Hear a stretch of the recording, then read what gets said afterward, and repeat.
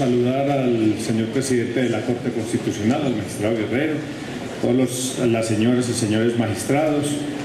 Muchas gracias por esta invitación. Yo tengo en estos pocos minutos un conjunto de 6 ideas que compartir con ustedes. La primera idea: yo sí no tengo timidez alguna para agradecerle a ustedes como Corte Constitucional por todo el trabajo que han realizado a lo largo de estas más de 2 décadas. No hay que olvidar que el trabajo de ustedes, para decirlo de manera muy concreta, ha salvado millares o centenares de millares de vidas en este país. La tutela y ustedes lo han hecho posible. Y hay historias recientes y otras no tanto. Yo solamente les voy a mencionar algunos números de sentencias que consideramos son paradigmáticas del trabajo de ustedes.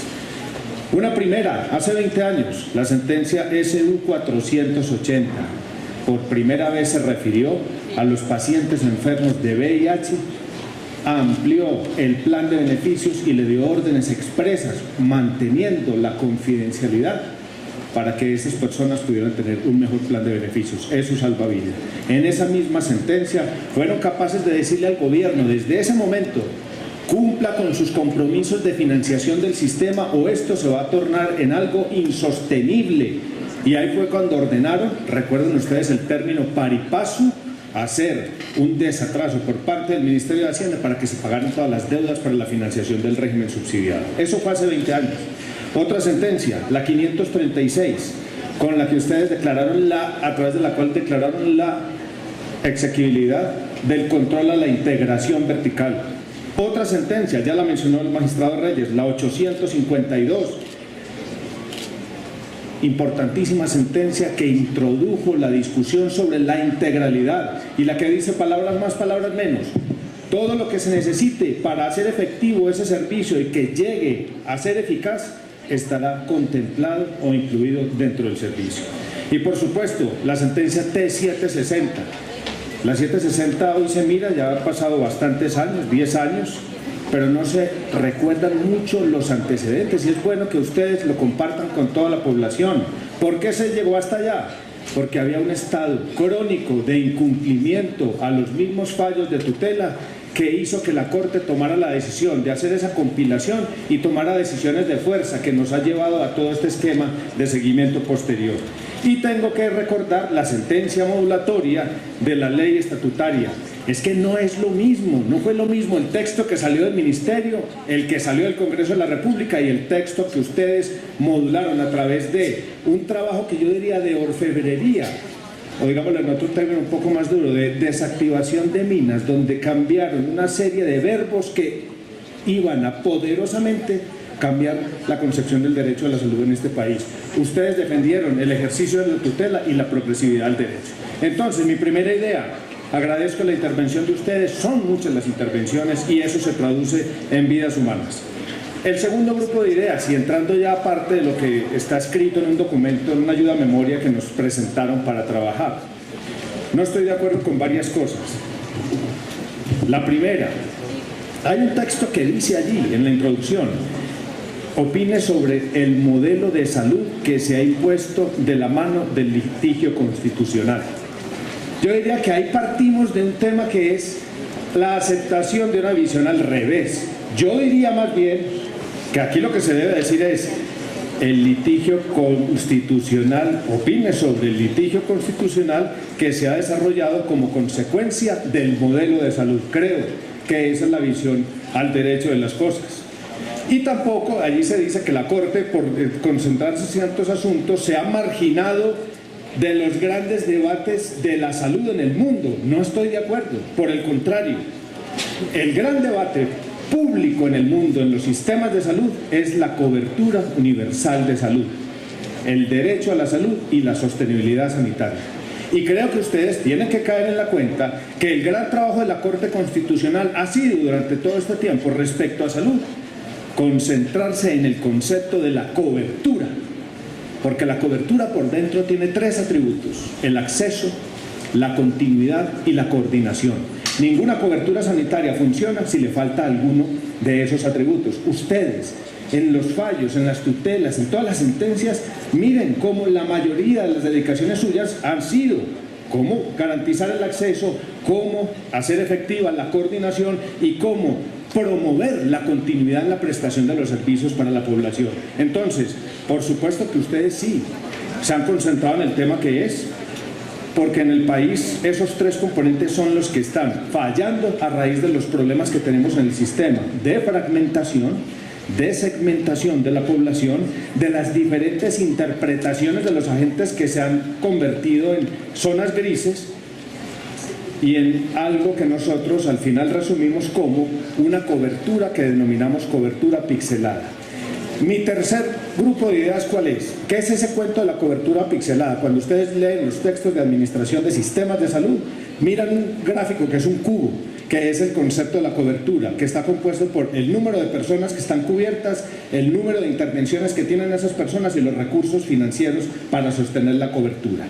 Nosotros decimos que es pixelada porque aquí, por esos problemas de fragmentación y segmentación, la gente no tiene el mismo acceso, no tiene el mismo derecho a la salud. Un paciente afiliado a la anterior Café Salud o un paciente afiliado a la mejor EPS calificada por el país. Es el mismo régimen, es la misma contribución, es el mismo porcentaje y sin embargo tienen una red diferente, tienen unos accesos diferentes. Eso es lo que llamamos cobertura pixelada. Entonces, aprovecho el concepto para hablar sobre la tutela y lo que reclama. Tampoco es cierto, y quiero que ustedes llamen la atención sobre eso. Miren, no es cierto que una proporción significativa de las tutelas sea sobre lo excluido del plan de beneficios. Miren, este es un punto central para ustedes, señoras y señores magistrados. Lo más grave es que la mayoría de las tutelas en este país, en salud, son por demandas de contenidos que sí están en el POS. Ustedes pueden observar los estudios de la Defensoría del Pueblo. El 66% son tutelas por contenidos POS y el 34% por contenidos no POS. Entonces quiero llamarles la atención sobre una trampa de la discusión pública nuestra que se está dando en el país sobre el sistema de salud. Estamos absolutamente concentrados en lo excepcional, en lo marginal, en la exclusión y estamos dejando de lado la discusión sobre el corazón de lo que es el contrato social o de lo que se debería garantizar. ¿Qué les quiero decir con esto? Miren ustedes cómo en todas nuestras conversaciones el tema de moda es el no POS, ahora se llama MIPRES, el no POS. ¿Ustedes han oído hablar del sí POS? Yo creo que casi nadie lo oye hablar.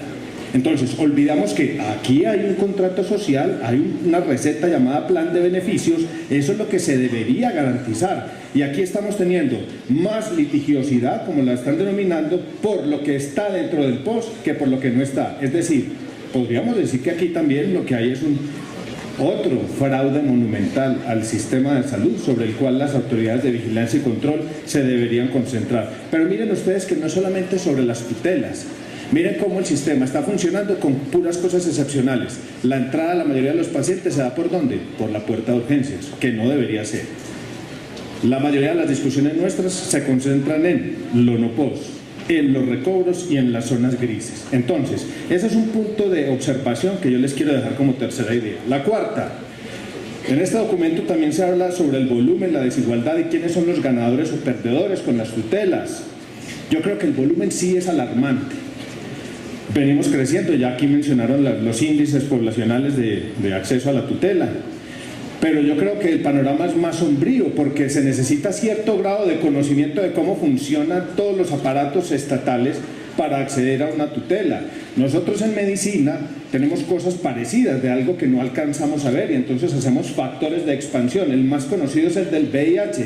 Cuando usted ve a un paciente, diagnostica a un paciente con VIH, la fórmula de expansión es por ese hay 10 que están afuera en la calle que no saben que tienen esa enfermedad y que no han sido diagnosticados. Yo creo que a nosotros con el tema de tutela vamos por un factor de expansión, vamos a tener que construir ese factor de expansión, porque miren que en este documento se habla sobre la desigualdad que genera la tutela.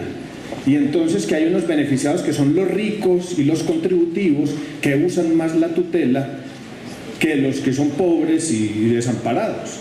Y miren ustedes que eso puede ser cierto, por lo menos esas son las cifras que hay allí, pero creo que es un factor etnográfico, es decir, es un factor cultural.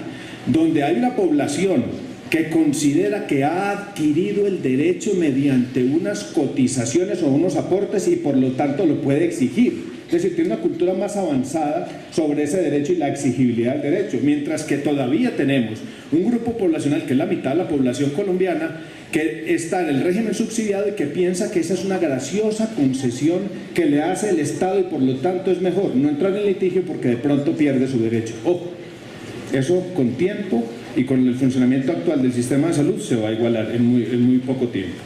Mi quinto grupo de reflexiones, no sé cuánto tiempo me queda, pero me faltan 2 ideas. Ya voy a terminar. Mire, así como la sentencia 760 fue una intervención justificada ante un estado de cosas de irrespeto a la jurisprudencia de la ley, ahora es necesario que ustedes miren otra cosa que está pasando, señoras y señores magistrados. Se está escalando el fenómeno del desacato a las tutelas. Entonces ya no es solo la tutela. Nuestros propios pacientes nos están diciendo, no tengo la estadística exacta, pero nuestros pacientes ya nos dicen, estamos llegando a un 20% de desacato de la tutela y más allá del desacato hay reincidencia sobre ese desacato. Entonces, efectos como el que ustedes ven de gente acudiendo a tribunales internacionales como la Comisión Interamericana de Derechos Humanos está en gran medida relacionada con eso. Ese es un fenómeno que hay que analizar. Y mi último comentario sobre el derecho a la salud y el sistema de salud. Yo les veo a ustedes, si las cosas siguen como están en el sistema de salud, muchísimo trabajo, un pronóstico de trabajo mucho más grande para la Corte Constitucional, porque esto va a seguir creciendo. Porque ¿qué es lo que pasa aquí? Aquí hay una disociación entre un concepto que es el derecho, un derecho de segunda generación, un derecho positivo, que ustedes saben que por dentro tiene componentes de derecho a un plan de beneficios, a una cobertura, a un saneamiento, a una educación e información, pero también tiene libertades, una libertad de no ser discriminado, la libertad de no ser tratado con lo que usted no quiere y adscripciones a cosas como por ejemplo planes de salud pública. Ese es el derecho y está disociado porque el sistema que está haciendo, un sistema con un pago anticipado, una enorme discrecionalidad de los agentes, con interpretaciones, basado en el racionamiento, con impunidad, con un bajo nivel de rectoría, con un casi inexistente nivel de vigilancia y control y con muchos incentivos al recorte y con proclividad, una palabra que no he oído aquí porque da pena, la corrupción. Esa es la realidad del país. Tenemos un derecho aquí muy bonito teórico con una disociación frente a un sistema de salud que disfunciona. Termino diciendo, eso no se resuelve con el trabajo de ustedes, eso se resuelve cambiando la estructura del sistema de salud y creando los incentivos para que las cosas funcionen de otra manera. Los incentivos son diferentes, el alcance de las EPS tiene que ser diferente, las fuentes de financiación se tienen que remozar. Es decir, mi invitación final es ¿cuál? Una reforma al sistema de salud debe ser entendida como la generación de una contención real en la fuente de la litigiosidad en salud. Muchas gracias.